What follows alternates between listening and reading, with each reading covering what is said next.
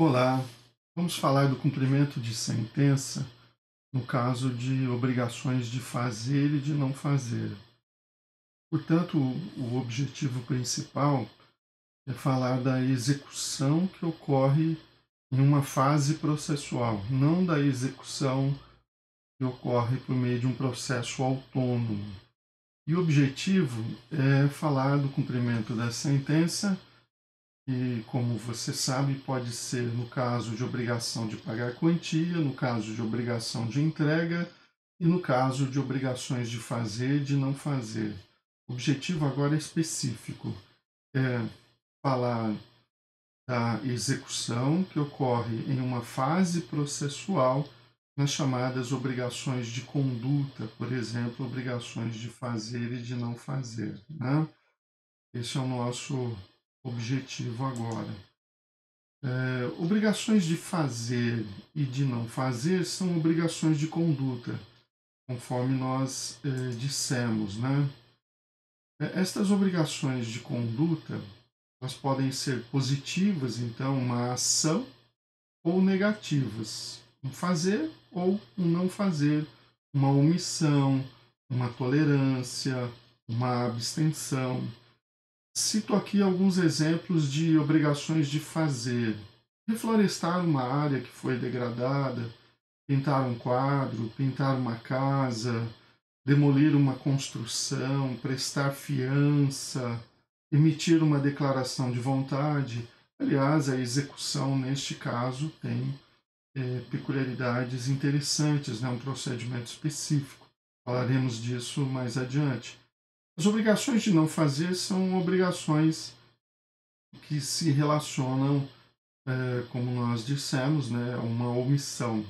Então, não desmatar uma área, não construir em determinada área. Isso é muito importante, por exemplo, em direito ambiental, né? Existem áreas de proteção ambiental e a lei impõe que não haja edificação em determinadas áreas, por exemplo, né? Não divulgar determinado conteúdo, muito importante nos dias de hoje, quando nós falamos em especulação de determinada notícia, de determinada reportagem, com risco de dano, dano moral, dano extrapatrimonial a uma determinada pessoa. Então, não divulgar determinado conteúdo, não concorrer em determinada atividade, campo do direito empresarial, né? São todos exemplos interessantes aí que mostram que a amplitude desse tipo de demanda que envolve obrigação de conduta é muito grande e abrange todo o direito. Como dissemos, obrigações de fazer e de não fazer são obrigações de conduta e por isso tem sempre por pressuposto uma atividade humana.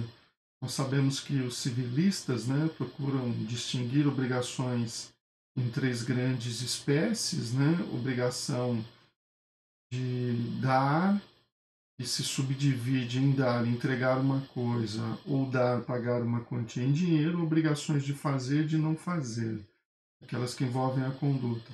E às vezes aquela dificuldade de distinguir uma obrigação, e nem sempre é fácil mesmo, se ela é de fazer ou se ela é de entregar alguma coisa. É, a grande distinção feita pelos civilistas é esta.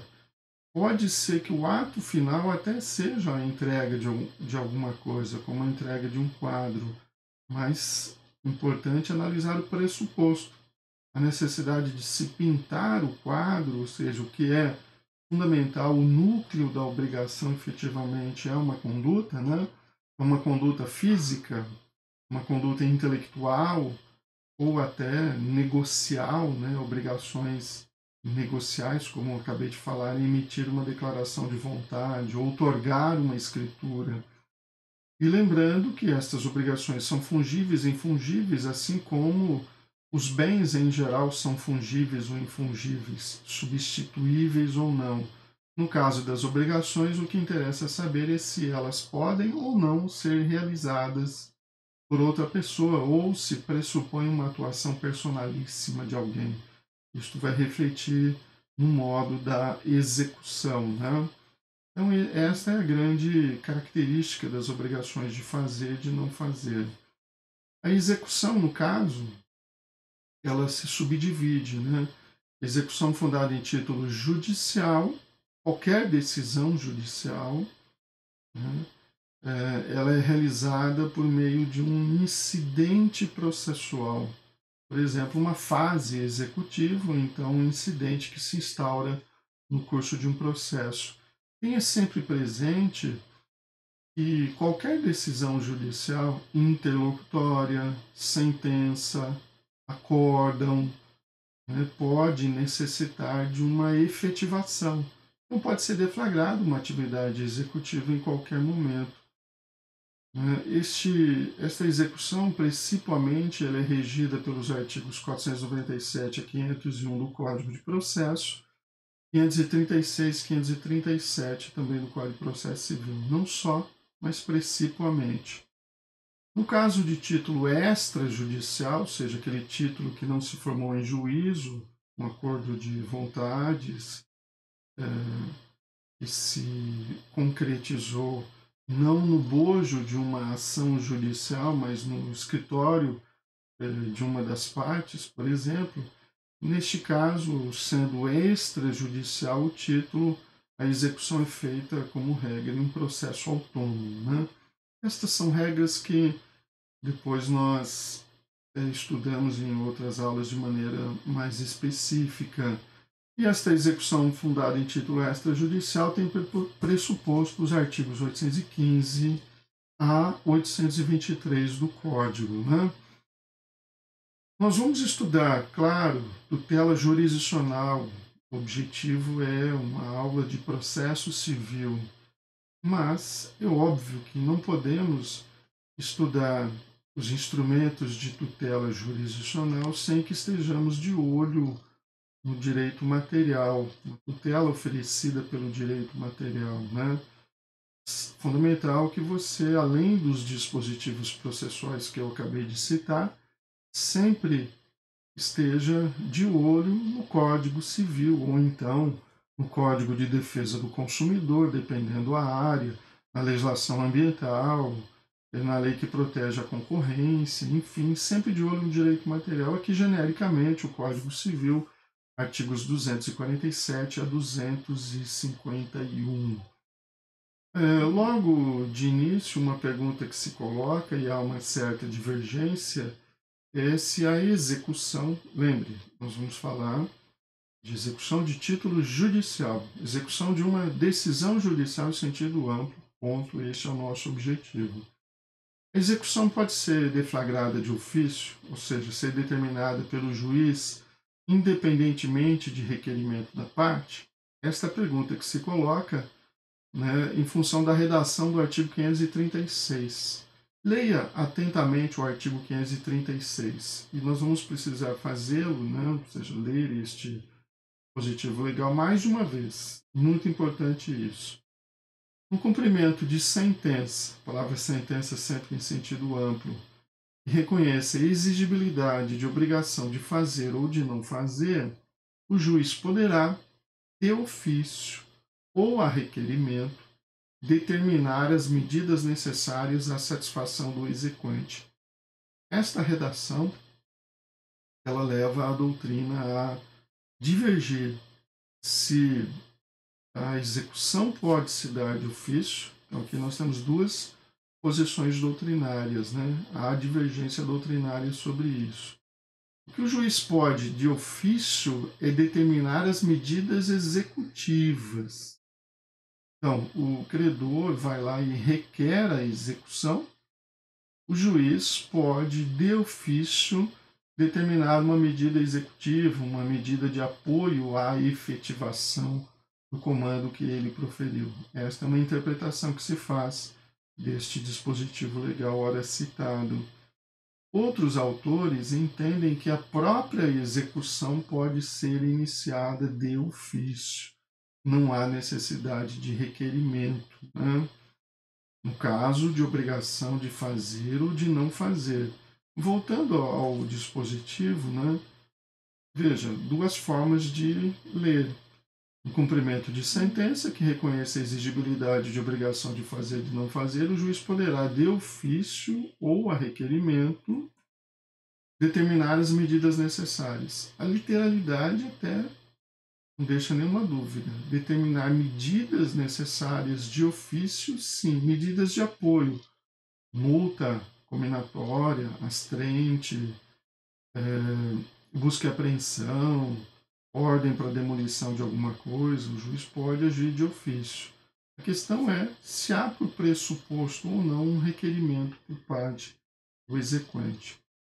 Pense bem, o juiz, em uma sentença, ele, quando se trata daquilo que se chama de crise de adimplemento, né, quando se trata de crise de adimplemento, ou seja, é muito comum estudar-se o processo a partir das chamadas crises do direito material. Crise de certeza, crise de transformação de relações jurídicas, crise de adimplemento. Nós estamos diante de uma situação de inadimplemento de uma obrigação de fazer ou de não fazer. A questão é, para debelar esta crise, no comando judicial, o juiz age de ofício ou ele espera o requerimento da parte e a partir daí tem poderes para determinar as medidas que entender mais adequadas e mais concretas, mais corretas, né, ao caso. Esta é a divergência, né, são duas formas. Agora, na prática forense não há a menor dúvida. Normalmente a execução ela se inicia a partir de um requerimento do credor que alega o inadimplemento, que demonstra o inadimplemento e que provoca o exercício da atividade jurisdicional, porque a jurisdição, como regra, ela é inerte, né? Ou seja, ela só atua mediante provocação. Essa é uma divergência doutrinária e, na prática, na grande maioria dos casos, há sempre um requerimento. É isso que é importante. Na execução das obrigações de fazer e de não fazer, o direito material prevê uma interessante situação de, vamos chamar assim, autotutela. Né? A execução ela é normalmente determinada pelo juiz, seja ou não depois de um requerimento, vamos deixar essa questão para discussão, mas há casos em que o credor pode agir sem prévia autorização judicial, é uma exceção. Situações de autotutela, né? Lembre do situação do Código Civil, do direito civil em outros casos, aquela desforço imediato na defesa da posse de um bem, né? Alguém inicia um ato de esbulho, ou seja, de tomada de um bem, o sujeito exerce um desforço imediato na proteção do bem, situações de legítima defesa, de estado de necessidade, e há também aqui, no caso de obrigações de fazer, de não fazer, a situação excepcional de autotutela, né, em que não há necessidade de uma prévia autorização judicial para que a pessoa venha a agir. Olha o que diz o Código Civil, né, por isso que eu falei, né, sempre de olho no direito material, 249, parágrafo único do artigo 249. Em caso de urgência, pode o credor, independentemente de autorização judicial, executar ou mandar executar o fato, sendo depois ressarcido. Então preste atenção, urgência, né? Claro, daí a excepcionalidade, uma situação de urgência. O credor pode, mesmo sem autorização judicial, executar ou mandar executar o fato, sendo depois ressarcido. Né? Então, uma situação aqui do civilista Paulo Luiz Neto Lobo. Atento aos fins sociais da norma, favorável ao credor, entende-se que a urgência para este é presumida. O que ele quer dizer?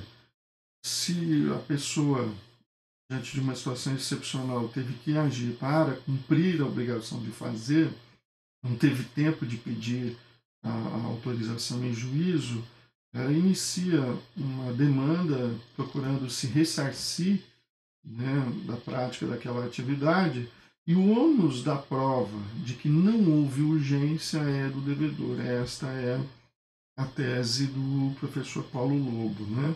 A urgência para essa situação é presumida. Claro, decorre também a evidência daquilo que se manifesta no processo, né? O que normalmente ocorre. Né? Urgência é presumida invertendo-se o ônus da prova para o devedor. Né? Se ao credor fosse exigida a prova da urgência para o ajuizamento do pedido de ressarcimento, estar-se beneficiando o devedor com sua própria conduta contrária ao direito. Eu tenho aqui um exemplo que vai lhe permitir entender muito bem esta situação, né? Em relação à qual nem sempre é possível você pedir uma prévia autorização judicial, uma ordem judicial para que seja cumprida uma obrigação de fazer, de não fazer. Pense, por exemplo, naquele caso em que você contratou prestação de serviço de saúde. O sujeito se dirige, então, a um hospital, olha o exemplo aqui, situação de alguém que se encaminha a um hospital, lembrando que obrigações de tratamento de saúde envolvem obrigações de fazer e de não fazer, o atendimento médico, a consulta, realização de exames, não há nada a ser entregue, há atividades a serem prestadas, né? Então alguém se encaminha ao hospital, situação de urgência, um parto, um problema de saúde muito rápido, e há negativa de atendimento médico. Né? Tem o atendimento médico negado em função de aspectos contratuais do plano de saúde. Ora, nem sempre, não é toda a situação da vida que permite a pessoa dizer o seguinte: não, eu vou então ao Poder Judiciário e vou pedir imposição de uma obrigação de fazer, de não fazer ao plano de saúde, vou pedir ordem judicial para que seja executada à custa da operadora de plano de saúde conforme a obrigação contratual. Não dá tempo. Um sujeito, diante da situação de urgência, ele se dirige ou é socorrido imediatamente a um outro hospital, ou no mesmo hospital ele custeia a realização do tratamento emergencial e depois ele se volta contra a operadora de plano de saúde procurando o ressarcimento. Esse entendimento do Lobo é muito interessante e muito importante, né? Por quê? Porque é evidente, ou pelo menos há uma evidência de uma situação de urgência. Cabe ao réu o ônus de provar que não havia urgência, havia possibilidade de se dirigir ao Poder Judiciário. Voltando à nossa questão, nós vamos observar que há as seguintes possibilidades de execução. Estamos falando de execução de obrigações de fazer e de não fazer. Então, às vezes, a obrigação é executada pelo próprio credor, conforme vimos, com ou sem prévia autorização judicial, né? Situação de urgência à custa do devedor. Às vezes, por terceiro, à custa do devedor. Como neste exemplo, né, que ocorre à custa, ela é executada por outra empresa, né, por um terceiro, à custa do devedor. É isso que se pretende demonstrar. Às vezes, a obrigação cumprida e é executada e efetivada em face do próprio devedor. E também ocorre, principalmente em casos de impossibilidade, da conversão da execução em a execução da obrigação de fazer ou de não fazer em uma execução por quantia certa. Né? A obrigação de conduta tornou-se impossível, a conversão em perdas e danos. E, portanto, converte-se em uma execução, um cumprimento de sentença para impor obrigação de pagar determinada quantia. Não é possível que assim ocorra. O Código Civil reforça, no 249 caput, essas possibilidades que nós acabamos de mencionar. Se o fato puder ser executado por terceiro, será livre ao credor mandá-lo executar à custa do devedor, claro, normalmente mediante uma ação, né, autorizando essa intervenção, havendo, e quando é que se cumpre a obrigação por ato de terceiro? Quando há recusa ou mora do devedor.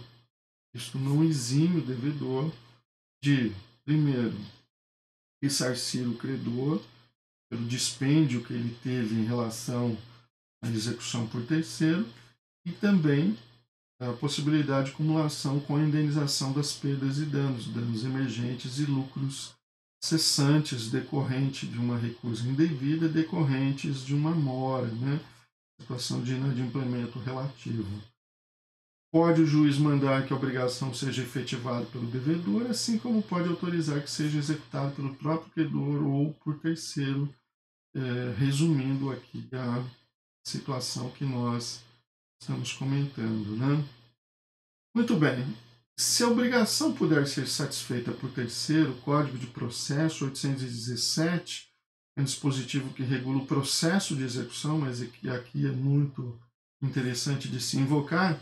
É lícito ao juiz autorizar, a requerimento do exequente, que aquele a satisfaça à custa do executado. Então, mais um dispositivo, veja que há uma perfeita harmonia entre o direito material e o direito processual, estabelecendo estas possibilidades. Então, quando você vai estudar a execução das obrigações de fazer e de não fazer, a primeira coisa que você percebe é que há múltiplas possibilidades. A execução ser executada em face do devedor, ser executada por terceiro, à custa do devedor, ser executada pelo próprio credor, à custa do devedor, ser objeto de uma conversão em perdas e danos. Então pense que você está lá estudando, se preparando para a prova, para o concurso, e fazer um organograma dessa matéria, você precisa pensar em todas estas possibilidades, né? Não pensar apenas que o credor move uma execução em face do devedor. E ao devedor são impostas medidas de apoio, medidas executivas. Não.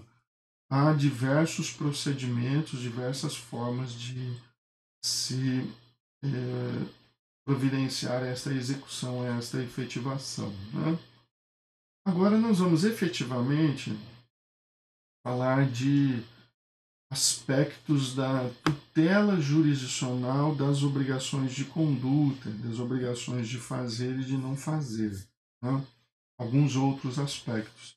É muito importante essa introdução acompanhada e da análise do direito material, pensarmos em todas essas possibilidades, mas vamos aos aspectos, voltando aqui o slide, da tutela jurisdicional das obrigações de conduta. Olha, a tutela jurisdicional aqui ela é bem diferenciada, para usar uma expressão clássica, ela é diferenciada, ela é multifacetada, ela tem inúmeras peculiaridades.